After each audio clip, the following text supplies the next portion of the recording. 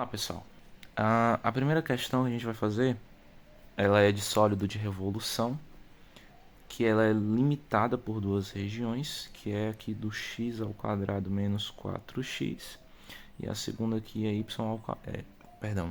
igual a zero. Ela é limitada por duas regiões, é uma questão de sólido de revolução, e ela acontece em torno do eixo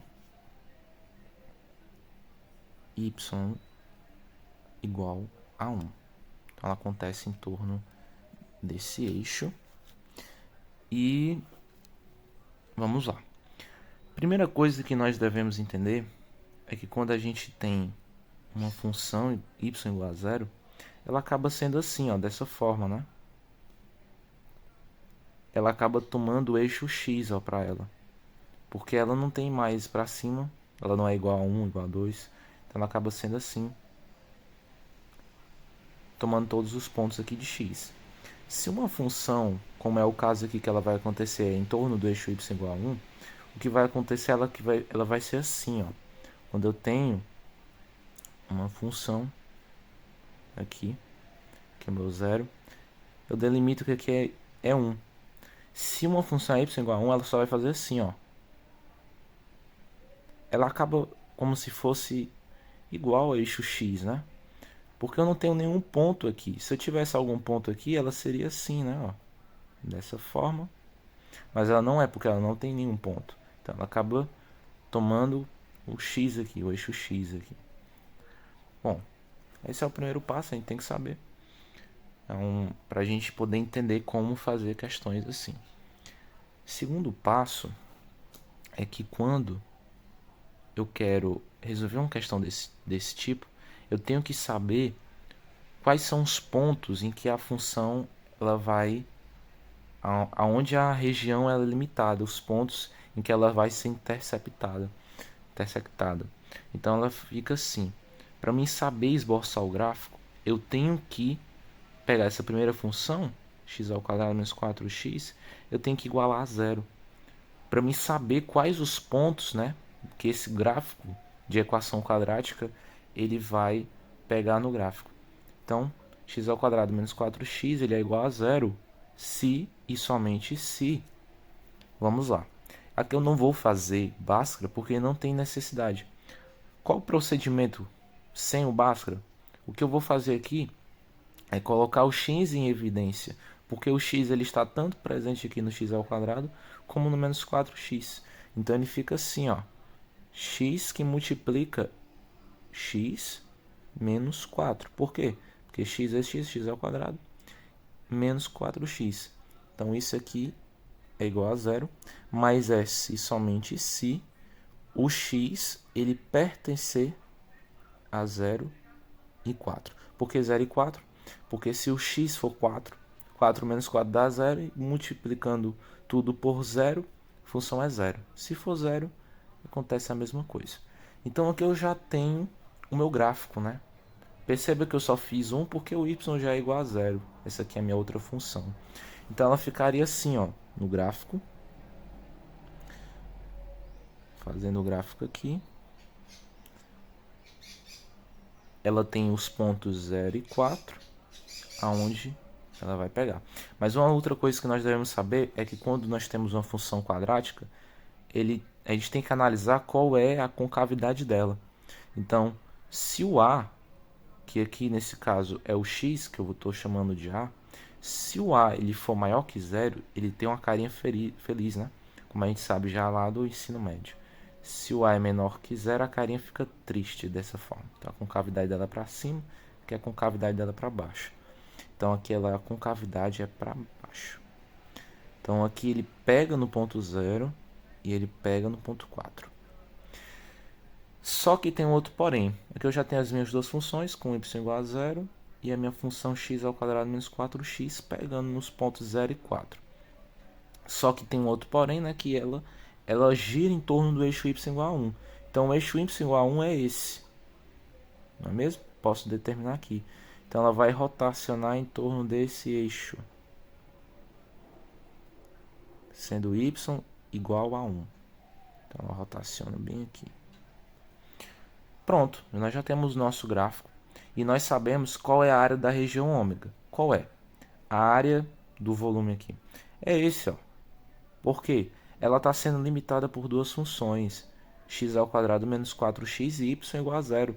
Porque o y igual a zero está interceptando essa função bem aqui, ó, nesses pontos. Então a área da região ômega é tudo isso daqui. Pronto. Agora a gente só tem que se atentar ao tipo de fórmula que a gente vai usar nesse caso. O tipo de fórmula que a gente usa aqui vai ser o método das coroas circulares, que eu gosto de chamar assim. Que ela acaba tendo duas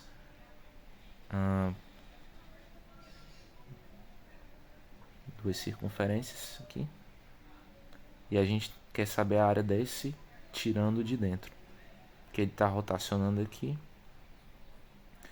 Só que eu quero saber a área do maior. Só que para a gente usar aquela fórmula, essa fórmula das coroas circulares, ela é assim, né? Integral de A até B de π, que multiplica o Rzão,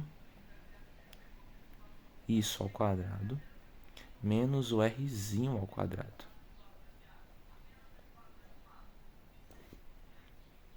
Perdão, aqui não tem. Integral em x. Só que para a gente saber o nosso Rzão e o nosso Rzinho, a gente tem que se atentar ao seguinte. Temos uma certa teoria, que é a seguinte. Quando o eixo de rotação ele é maior do que a função, como esse é o caso, porque a função aqui está abaixo do eixo de rotação. Então eu tenho que tirar essa área. Vou colocar o Rzão e o Rzinho aqui. Por que eu tenho que subtrair aqui tirando esse 1? Porque eu quero saber a área total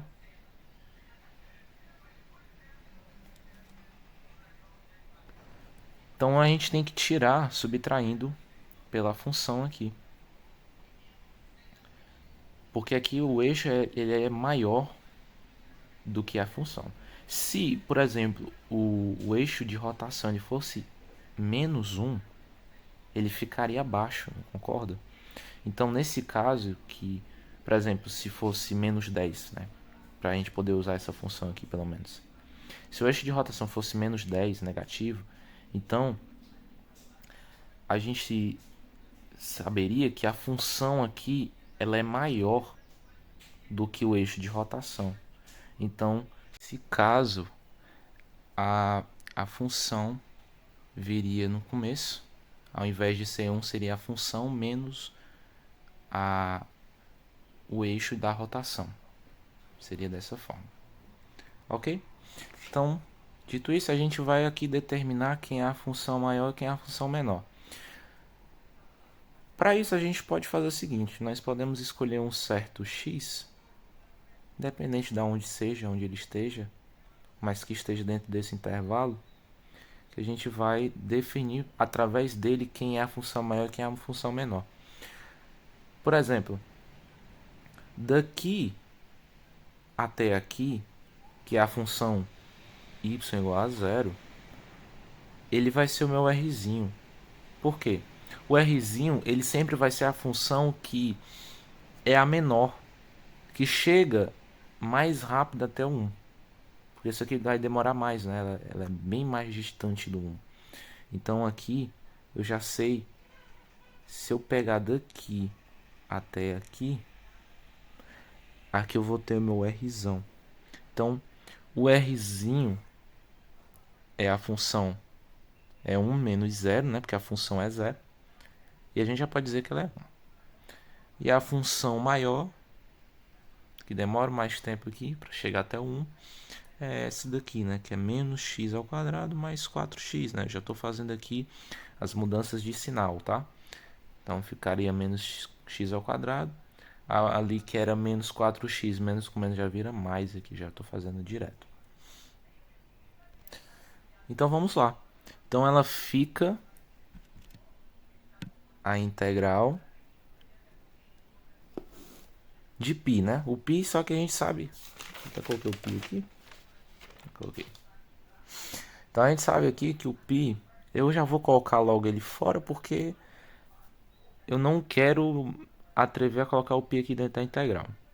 Então vou fazer aqui de 0 a 4 da minha função, que é o rzão lá, que é 1 menos 4x2 mais 4x, tudo isso aqui ao quadrado, menos 1 ao quadrado, que é a minha função na rzinho, né?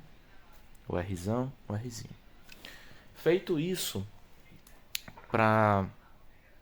só para princípio aqui de não perder tanto tempo, eu já tenho aqui resolvido.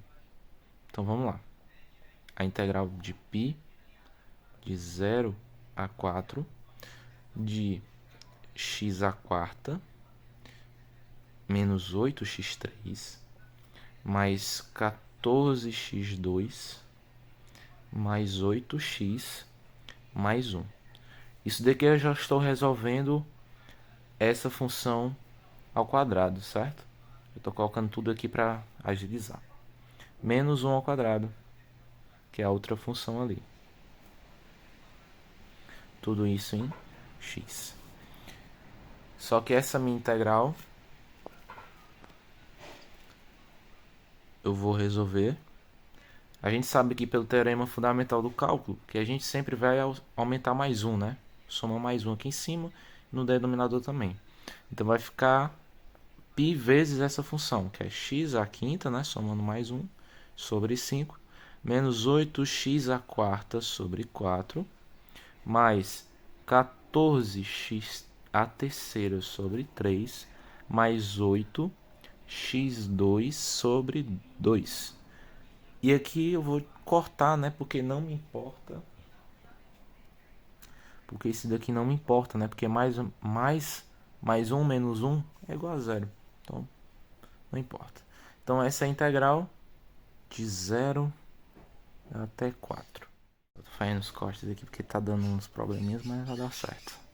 Então, vamos lá. Resolvendo essa integral, eu vou substituir tudo por 4 aqui. 4 à quinta sobre 5, menos 8 vezes 4 à quarta sobre 4, mais 14 vezes 4 ao cubo, sobre 3, mais 8 vezes 4 ao quadrado sobre 2. Ok, né? Então vamos lá. Eu fiz aqui tudo por 4, só que eu vou fazer simplificações aqui. 8 por 2 é 4. 4 que multiplica 4 ao quadrado fica 4 ao cubo, não é? Então aqui fica 4 ao cubo. Aqui também poderia já simplificar. 8 por 4 dá 2. Fica menos 2 vezes aqui. Já para diminuir um pouco as contas. E eu percebo que dentre esses aqui eu tenho um que eu posso colocar em evidência, que é o 4 ao cubo. Ele está presente em todo mundo. Então 4 ao cubo multiplica π. Então ficaria aqui 4 ao quadrado, né? Porque eu estou diminuindo 2 aqui. Aqui sobre 5. Menos 2 que multiplica... eu estou tirando 3 cópias, então fica 4. Ficaria a mesma coisa, né? Mais 14 vezes 4 ao cubo que eu estou tirando, né? Então fica vezes 1 sobre 3 mais 1, né? Que eu já coloquei em evidência o 4. Então aqui eu vou resolver isso daqui, ficaria 16, né? Eu vou fazer isso aqui separado, tá? Sobre 5 menos 8 mais 14 sobre 3 mais 1. Tá, agora eu vou resolver isso daqui. Eu sempre gosto de fazer dessa forma, que eu acho bem melhor. Multiplica isso daqui. Então fica 5.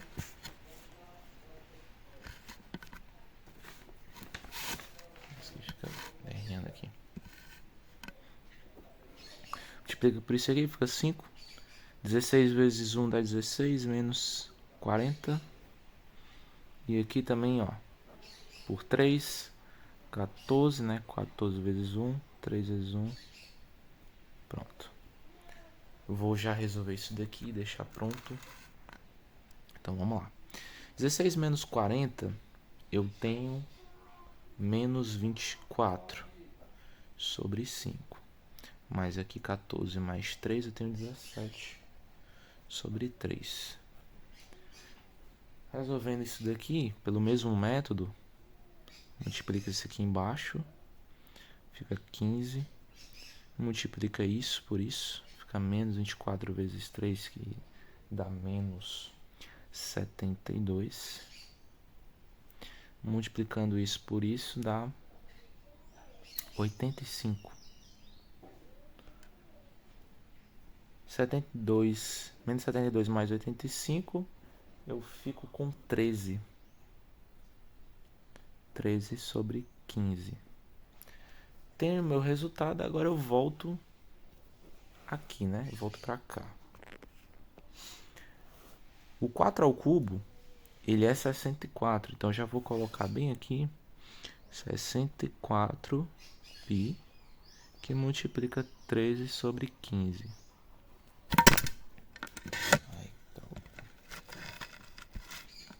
Multiplica 13 sobre 15, ok? E aqui a gente faz normal, né?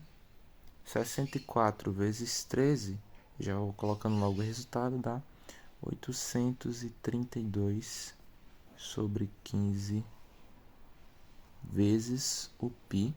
Não esqueça, tá? Unidades por volume, porque você está trabalhando aqui com volume, tá? Então essa é a questão.